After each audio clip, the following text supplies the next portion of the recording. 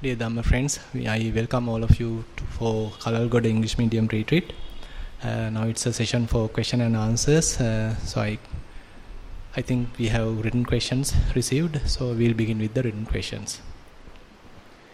We have six questions today, Bhante. Okay. Venerable Chandaratana Thero, I've been meditating for 2 months now, and this is my second retreat. I try to meditate every day at least for half an hour. In Anapana meditation, while I concentrate on the breath, thoughts occur parallelly in my mind. I observe the breath while thoughts linger in my mind. This happens sometimes only. How can I solve this problem? Thero and Saranai. Sometimes only. No, actually, what we are doing is something good.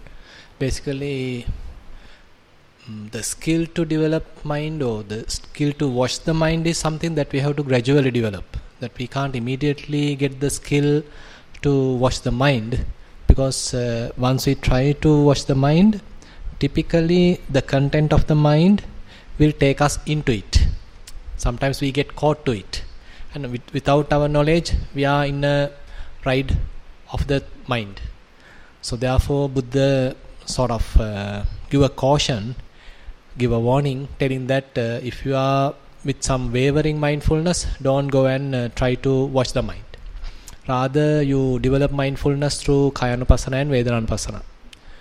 Because watching the mind through the mind is something delicate, and you have to handle it carefully. Otherwise, the content of the mind is very tempting and it is very tricky. Therefore, the content might catch you once you are trying to watch it or look at it. So, but anyway, time to time we have to get the risk and watch it as well. Otherwise, we don't know whether we have developed enough mindfulness. So, but the access point or the beginning point is always the Kayanupassana. Just going with the body, maybe Anapanasati or maybe the posture, rising and falling. All these are some simple techniques to develop mindfulness using the body as the anchoring point.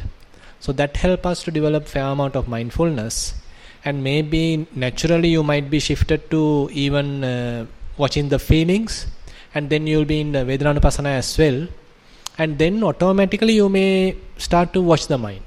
So then you may already have the skill, because you are not a beginner, rather you have fair amount of mindfulness well developed, and with that mindfulness you can watch the mind.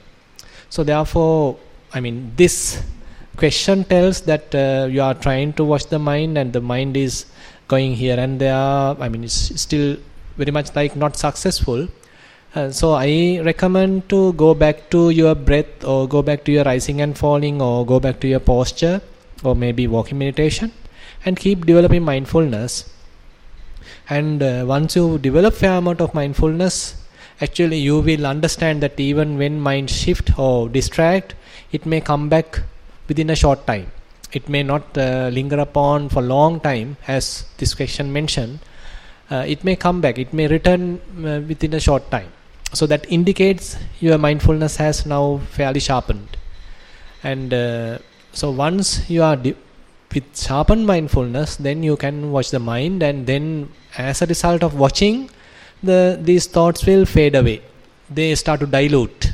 They are not strengthening, because we ourselves are the ones strengthening all these thoughts.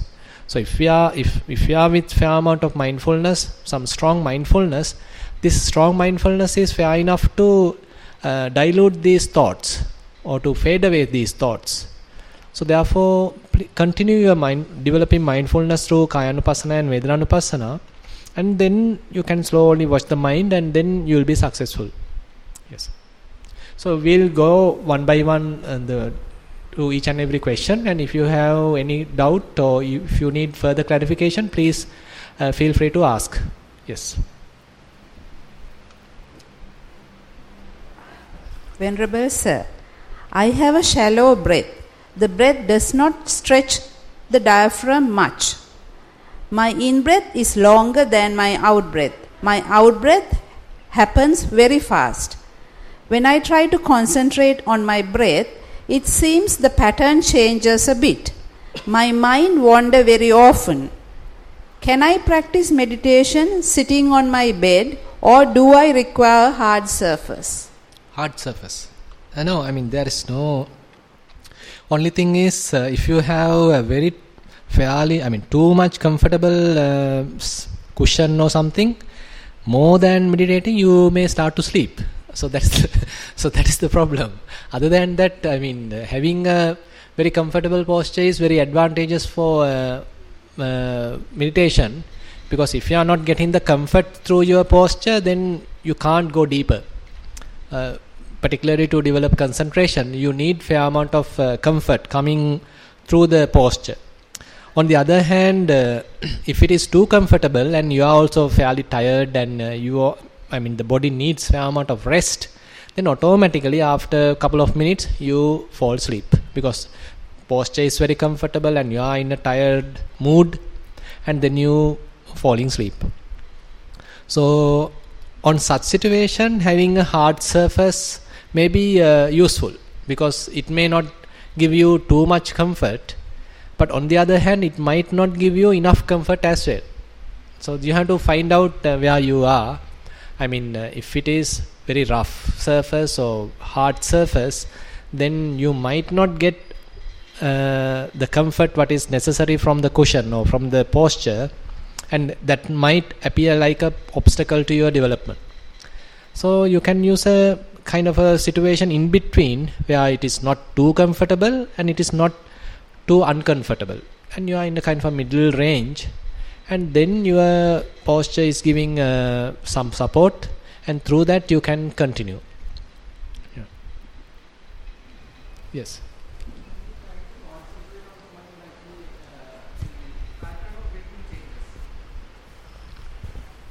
Yes. So when we try to concentrate on the breathing, the pattern of breathing itself changes a bit. Yes. So that's why, I think you have mentioned that in the beginning. So actually we shouldn't expect the breathing has to be in a preconceived pattern. So it has to be whatever the way. So it can vary. So it depends on your mood. So if you are in a very calm mood, the breathing also will be fairly calm, and you may even experience very subtle breath. But on the other hand, if your mind is fairly agitated, then the breathing may be very fast and in a tensed way.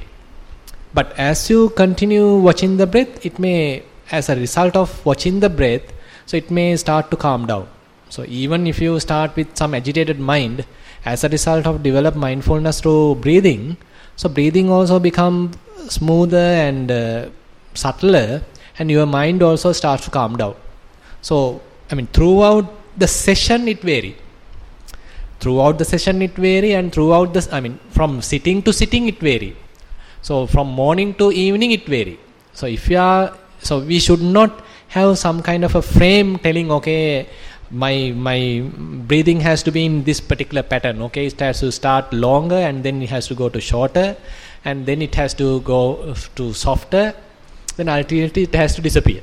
So this is the kind of a pattern we have in our mind. So that is typically that works, but sometimes it does not. Sometimes it may vary and depend on particularly our mood. So if you are in agitated mood, the cycle, the length of the breath, the pattern and everything may vary. So therefore, whatever you experience is all right. Don't artificially do anything. So if you think that right now it is little tensed, maybe longer, and it is not that I expected, maybe, doesn't matter. But that is what the thing available right now. That is the way it is right now. So you just humbly accept it, fully aware of it, fully acknowledge it, and just open to it wholeheartedly. And you are just accepting it. Right now mind is agitated, accordingly the breath also somewhat turbulent, and I am just accepting it. I am not making any negativity out of that. So I am all right with it. So this is the situation, this is the agitated state of mind. So as you accept it, as you sort of forgive yourself, and you open up yourself, and then it slowly calms down, and you are not making any other defilements out of it. with the present situation. So you are in a calm situation, you are well aware about the situation, and you are not promoting that situation either, and you are well centered, well neutral, and then naturally then the breath will calm down. Naturally your mood becomes very balanced, your agitation will disappear, and mind starts to calm down. So because our moods and our tension and all these things fairly represent in the breath. That's an obvious thing. No, I mean, it is not something that I have to tell you. It is very something obvious. Say if I am in a angry mood, then the breath also in a well agitated way. I am breathing faster and something like that. So if I am coming from a fast walk, then breathing may be faster. So likewise the breathing cycle may vary, but whatever the way it is, I am ready to accept it. So I am not here to control the breath. I am not here to wish the breath that it has to be like this. Rather, I am here to watch the breath, just witnessing the breath without asking any change. It is up to it to change by itself. So I am ready to that. I am just surrendering myself. So right now breath is longer, doesn't matter. I accept it as longer. Now I am full aware of the longer breath, and I am now breathing longer, and I am happy about it. I am not asking it to change to shorter, but I am quite happy about it being longer. So as a result, now it may change. It might become shorter, it might become subtler. So I am again accepting that. So if I have this kind of a openness, then it may not be, there won't be any friction. Yes. My in-breath is longer than the out-breath. Sorry, can you my repeat? in-breath is longer than the out-breath. Yes. Does it mean anything? I mean, it may have some very, intricacies, like maybe certain differences in your mood, or certain way the heart works, or the temperature, the climate, and all these things actually conditioning all this process. But it is not our experiment to find all these things. Rather, more and more we become mindful, we will understand even sometimes breath happens using, say, left nostril. The in-breath happens, but the out-breath might happen in the right nostril. This might be something amazing, that we might be thinking that every time the in-breath has to happen from both nostrils, out-breath also has to happen from both nostrils. But when we start meditating, we might find sometimes it only one nostril being used, and when the out-breath happens, the other nostril might be used, or maybe both are used. So different patterns are there. So it is very difficult to find out some kind of a formula, okay, why this is happening. So rather than that, so I'm all right. I am quite open. I am ready to accept it as it is. And if it is happening from left nostril, I am all right. If it is happening right nostril, I am all right, because I have no any preferences. And on the other hand, if it is, say, the in-breath is longer and the out-breath is shorter, I am all right, because I still don't have any preferences. So when you have that kind of conditioned mind, rather you have a complete openness, so then things will start to calm down. Because if we start some kind of conditioning, if we start some kind of asking, some kind of expectation, then that itself become an obstacle. But if we have fairly open mind, kind of a fresh mind, acknowledging mind, surrendering mind, calm mind, then the thing will, without longer, things will calm down. Yeah. Thank you. Yeah.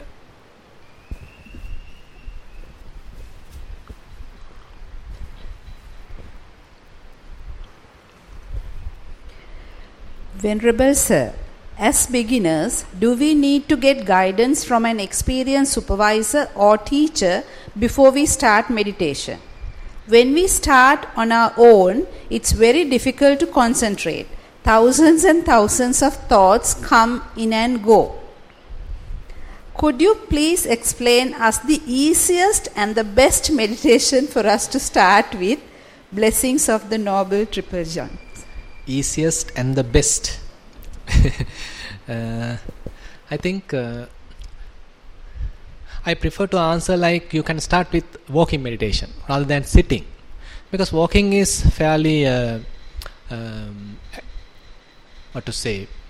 challenging in one sense, and on the other hand it is giving you some kind of a controllability, because when you come to sit, for a beginner, when breath becomes subtler, you start sleeping, because if you are coming from a very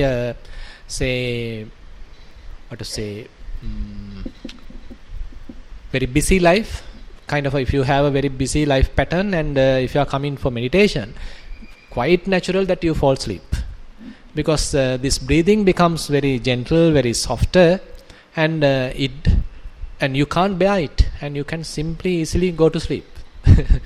So, but it does not mean that you should not meditate, but you have to continue. But on the other hand, the walking meditation, you can't easily sleep while walking. So therefore you can start walking.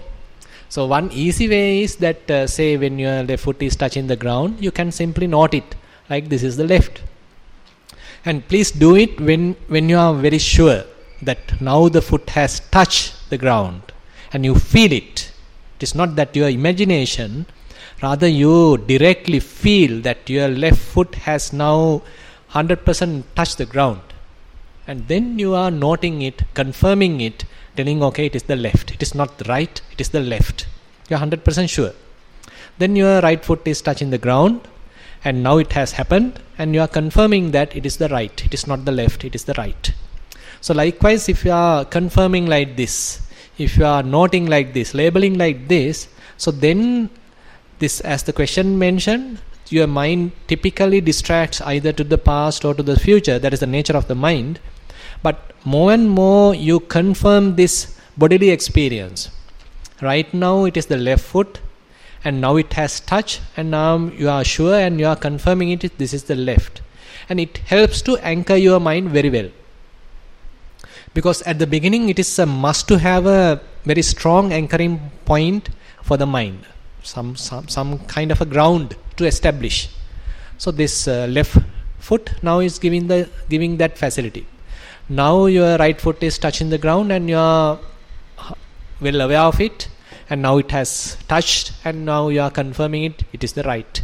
So likewise, if you can carry on, say if you are successful for 5 foot, then it doesn't matter, that's more than enough. Next time you try to make it 6 foot, next time maybe 7 foot, like that. So likewise you have to give a kind of achievable target, and then slowly move forward. And don't try to give a very big, unachievable, unrealistic target, then you will fail. Rather give something possible, doable, and then happy about it, be contented about it. So basically at the beginning, even if you can say move several steps, say 3 steps, 4 steps, mindfully without much distraction, that's more than enough. And then try to make it 6 steps, 7 steps. So likewise you have to gradually improve it, gradually increase it. And as you develop mindfulness through walking, then you can bring that developed mindfulness to sitting. And then you are comfortable, you have at least tasted mindfulness, what is the taste of the present moment, and now you can try to be aware of what you can feel in the posture. I mean, don't immediately try Anapanasati, because Anapanasati is might be difficult at the beginning. So try to understand, right now I am sitting, I am not walking, I am not standing, I am not lying down, I am now comfortably sitting. So what you feel by sitting? Okay, my left foot is touching the ground, my right foot is touching the left foot, my right hand is on my left hand, my arms are resting comfortably on my lap, my head is straight, my eyes are closed. So those are indications telling us now our awareness is well composed within this posture, in the present moment. We are not in the past, not thinking about the future and daydreaming and lost in the thoughts. Rather, we are well aware of the present moment. There are certain indications, very simple indications, telling us, okay, we are in the present moment. So, few things what I have mentioned, like your, say, touching points. Your left foot is touching the cushion, maybe right foot is touching the left foot. You may feel the weight of the body. You may feel the pressure points on your cushion. Maybe you can feel the warmth of the two hands. Maybe your eyes are closed, you can feel that. Maybe you can feel the sound of the fan. Maybe you can feel the heat. So these, everything, even though they appear like very trivial things, they are actually telling us that we are in the present moment. We are living now in the present, not lost in the past, not lost in the future. So therefore we have to appreciate this very simple present moment. Present moment is not complicated, it is not complex, it's utterly simple. So if we can come back to this simplicity, if you can come back to this very simple awareness, so how I know now my mind is in the present moment. So these are the simple indications. So if you go through them one by one, then you are scanning your body one by one. So maybe all these points, you are fully aware of yourself. So as you are training yourself like this, then you may be able to understand, okay, this body is naturally breathing. It does not need your assistance to breathe, rather it itself is breathing. So this finding is very interesting. And then you can simply allow your body to breathe. Actually, for you to understand that and completely allow body to breathe without putting your hand, without disturbing yourself, without purposely doing anything, if you can simply allow body to breathe naturally as the way it likes, so it actually takes some time, because we are like control freak. So we always want to put our hand, control it. I need it longer, I need it shorter. So we need to control. It is not the way, so let it happen as the way it likes. I am just a passive observer. I am just watching. Let it be longer, I am ready to accept it. Let it be shorter, more than enough, no problem. Maybe subtle breath, no problem. Maybe gross breath, no problem. So I have no preferences. So more and more you have this openness. More and more you are aware of this breathing, natural breathing. Then slowly you will understand what is mindfulness. Slowly you will understand how to let go these different say distractions and say that storytelling and all these things, and these are the developments. So this is how we all have to begin. It is not that we are immediately in this life, once we cross-legged, our mind stays 1 hour undisturbed in perfect samadhi. Nobody can do that. So everyone begins as a very sort of a trainee, as a beginner, and then we have to step by step develop naturally, develop step by step. Yeah. So that is the best and the fastest route. Most Reverend Bhante, when teaching Dhamma to children, it is relatively easy to explain the following as there is evidence for the same. 1. Unsatisfactoriness. 2. Impermanence. 3. Non-self. 4. Old age, death, etc. However, it is not easy to give evidence for rebirth within brackets sansara. Therefore, my questions are, is there simple evidence for rebirth that could be given to children, or is it something they got to believe without evidence as Dhamma says so?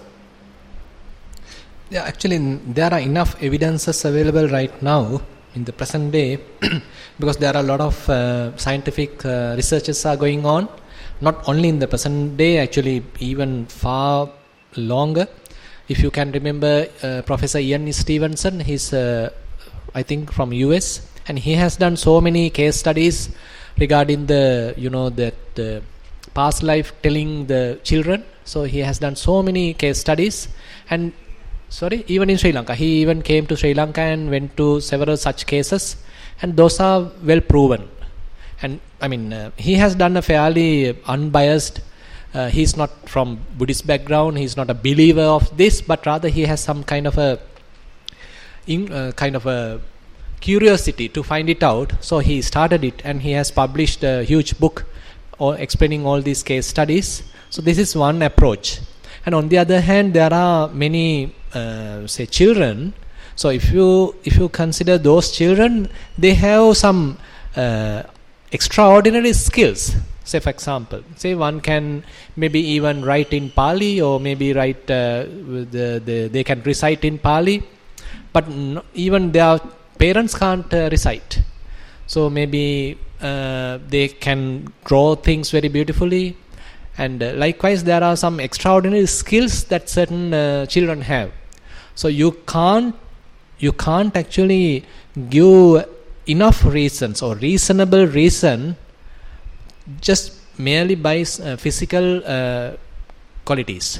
So if you can tell, okay, it is because of your mother is a teacher, because of that this child has this skill.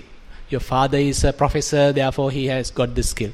So you can't find that kind of a very physical reasons to prove this. So only thing is telling that, okay, he has something coming from the past life. So, and these things are not only in Sri Lanka, in throughout the world these things are available. And other than that, actually we may have to believe at the beginning, since we can't immediately have the hands-on experience about this. But there are enough case studies done by many scientists and the researchers even today explaining, giving us some proven results that this is available, this is possible, and rebirth has happened. Other than that, if you simply touch Buddha's teaching, you can simply understand it, how it is happening. Because as per Buddha's teaching, so we are making some kind of a self out of ignorance. So out of ignorance we are making a continuing self. I, me, mine, and like that. There's a self, belief of self. So if we are dying with this self view, with ignorance, then we are continuing with grasping, and then there's another birth happens.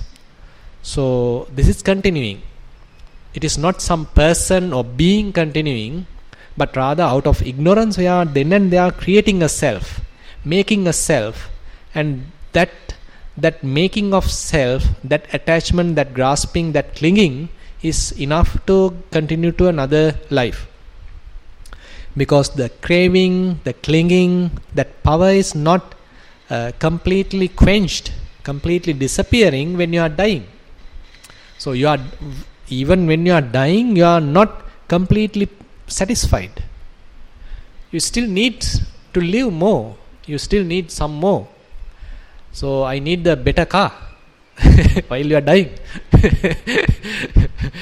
I couldn't make a 5-story house, but I have to die now. So likewise we have some unresolved dreams even when we are dying, and we have to die, unfortunately, with all these unfulfilled hopes. So we are having some grasping, and this grasping is more than enough to take you to another birth. And if you have enough karmic potential, you might get a better life. Maybe as a human being, you might, suppose you have a fair amount of developed morality, or rather the merit power, then that because of that merit power and because of your wish, then you may get something you need. On the other hand, if you don't have it, then what happens? Maybe suppose you might get an animal birth, but still as per your merit you might get something. Say for example, you are giving fair amount of things, but you didn't develop fair amount of wisdom and didn't do much merit, but some merit is also there. So there may be, suppose someone become a dog, might have taken by a, say, Kalambu lady as her pet. So than a village dog, then this dog may have some luxury.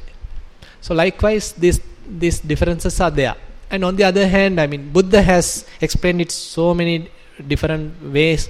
Say, for example, in one sutta, when the Mallika, Queen Mallika, so she asks from Buddha, telling that Bhante, now there are differences among women. One woman is very beautiful, but very poor. Another woman extremely ugly, again very poor. Another woman not beautiful, very ugly, but very rich. Another woman really beautiful and again very rich.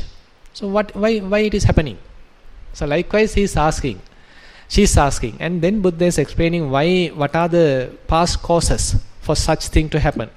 And just to summarize, say for example, if you are promoting giving donations and you have some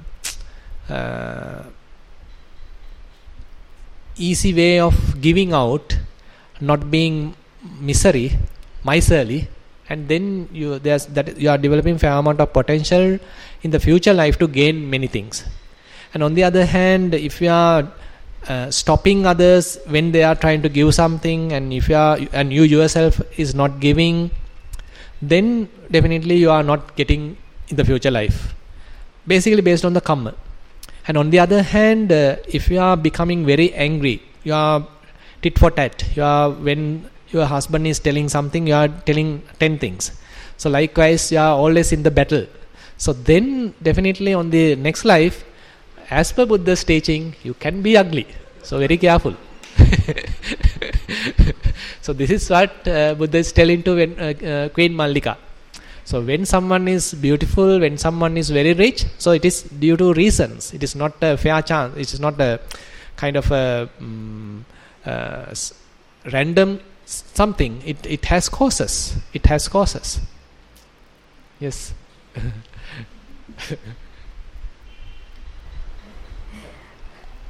Most Venerable Swamin Vahansa, is there something called Rupa, or is there something that we through our consciousness? As an example, our car is parked at home. I identify it as our car. My mother too identify it as our car. Here, is there a real car existing, or mine and my mother's consciousness give the same illusion? No, actually, the car is a conventional reality. So we have to understand the conventional reality. So we are giving names. Okay, this is a clock. This is a handkerchief. This is a spectacle. This is a cup. So likewise, for easy communication among ourselves, so we are giving different names, different terms. To some extent, it is true. It is correct. So without that, we can't communicate.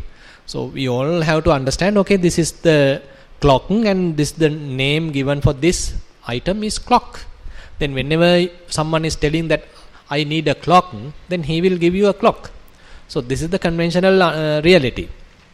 But on the other hand, if you say analyze it a little bit, so now this has kind of an outer casing and some plastics and some letters written, and maybe some metal parts and some battery and all these things. And once we combine everything, assemble everything, so we are giving a name as a clock.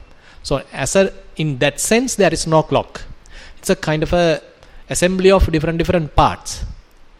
So clock is something, a name given. It is not really existing. But on the other hand, if you go more deeper, even this battery, even this plastic, even the color, even the metal parts, all these are still we can go further, penetrate, and even we can go to very, say, atomic level even. So that is that another sense. So we can go to the dhatu, where are the elements.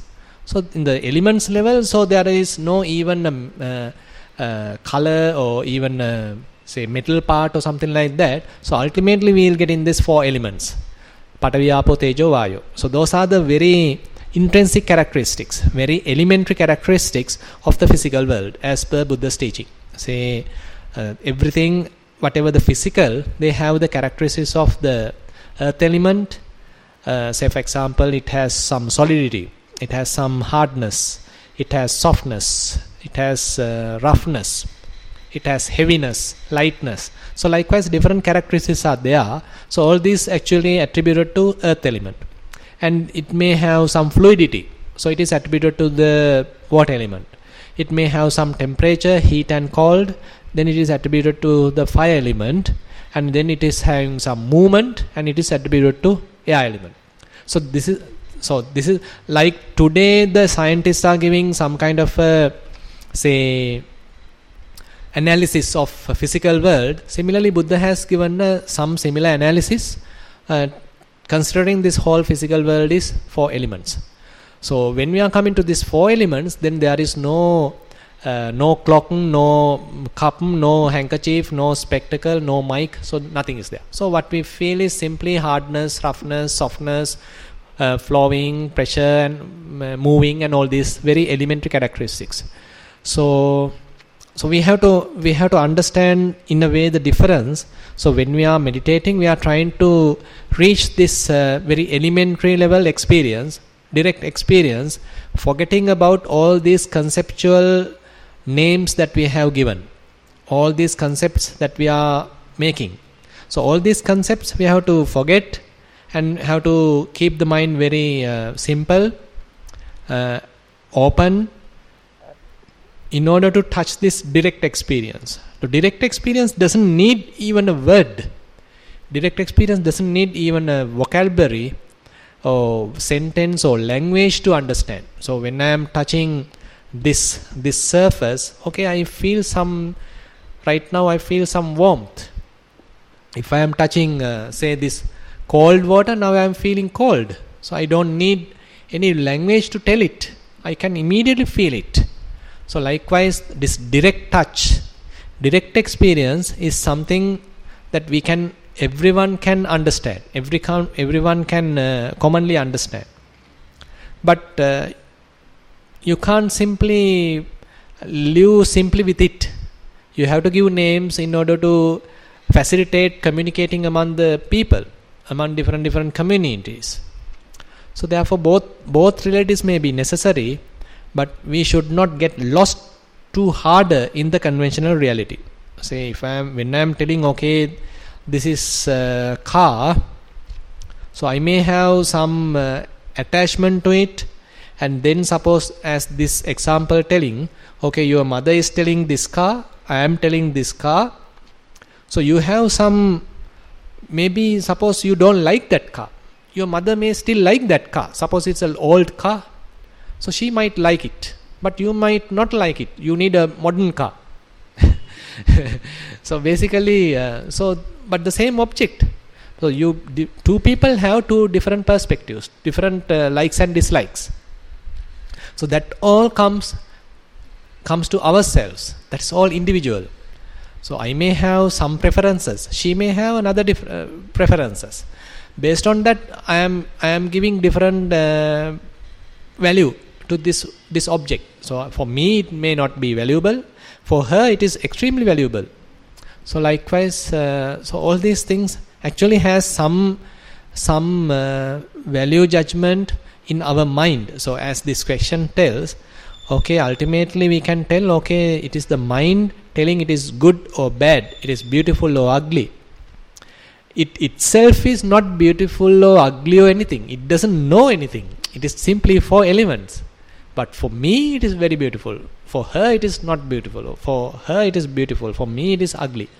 So all these things actually in a entangled way, very complex. So that's why we have to, more and more you look at your mind. So why mind is telling all these things? Say for example, if my preferred color is red color, then immediately when I see this watch, immediately I might like it. For another person, he may not like red color, immediately doesn't like it. So likewise, our mind is really conditioning all these experiences. So that is why we have to watch the mind, look at the mind, how mind is doing all these unnecessary conditioning, unnecessary storytelling, unnecessary value judgments, all these things. Actually that is due to some past habits, the tendencies and all these things. So that is why we are meditating, to understand all these things, watching the mind, looking at it closely and understanding, okay, where I am going wrong. So what is the really, what is the exact issue with this particular object, or is it something that I am putting artificially to it, I am fabricating something to it, I am having some kind of a prejudgmental value to it or preconceived idea about it. So I am seeing it as beautiful, I am seeing it as ugly. So therefore there's a huge relationship or huge participation of the mind side as well. Yes.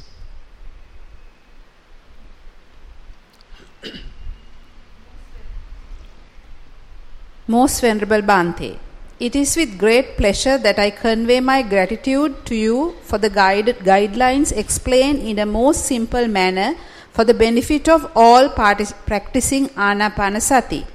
I am gaining a lot and improving now. Still the mind tends to go wandering but can bring back immediately. Walking meditation is much better now. Thank you and may you be well and happy. Good. Please continue. Yes. That's all. That's all the written questions we got today. So if you have any verbal questions, so you are welcome.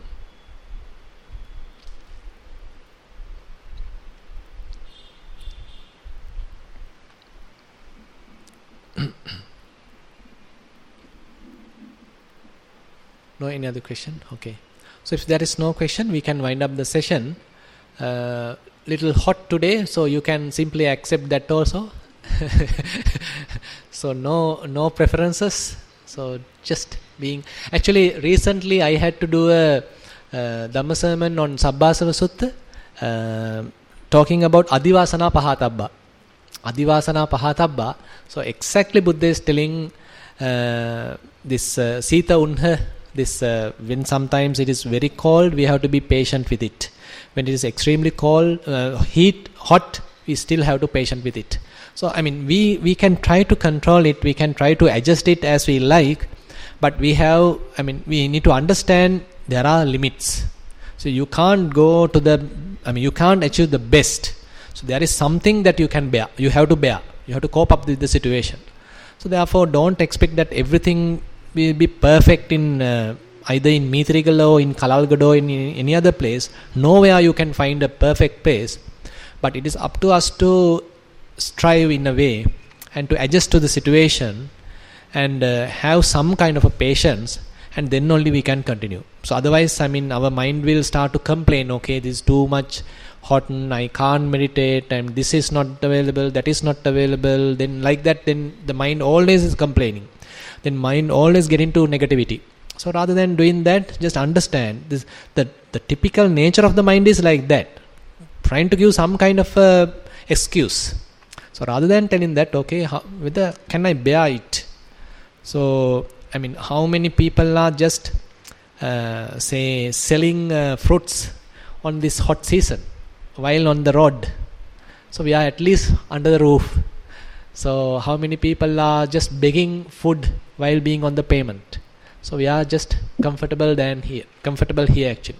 So likewise, if we can understand how better situation we are when compared to majority of other people, then we can be happy about the opportunity that we have taken today. So therefore, please accept that opportunity or appreciate that opportunity and try your best to make the best out of that opportunity. So thank you very much.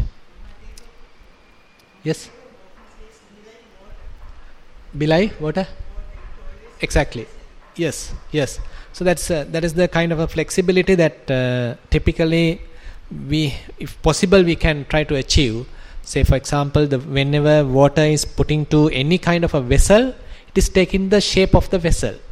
So the water does not have any kind of a pre-shaped fixed shape. Rather, it is taking the shape of the vessel. So if we can adjust ourselves like that, so then it is, for ourselves it is very beneficial. Otherwise, we can never be satisfied. So if you can look at your own mind. So if you suppose you have a child, always asking something. I need this, I need that, I need this, I need that. So then it becomes a nonsense. nuisance. So, but if someone is happy, just whatever the way it is available, contented with very little, you can be satisfied with very little, then it's easy going. Otherwise, you can't find happiness, you can't find perfection in this imperfect world. It's a very conditioned world. We don't know what will happen in the next moment. It's utterly vulnerable situation. Everywhere. So therefore, if we can simply happy, okay, just today I'm fine. There is no bomb blast, unlike in the past. There is no any burglary happen in the vicinity. So everyone is tolerating each other, no arguments, no battle, inner conflicts. Rather, everyone is helping each other, everyone is trying to develop mindfulness. So likewise, if we can understand the present situation, the value of it, then we can continue. So actually this is something not just unique to Kalalgoda. This is something that we always have to think. So how much valuable the opportunity that we as human beings have got in this time, and then try to get the maximum out of it. Yeah. Thank you.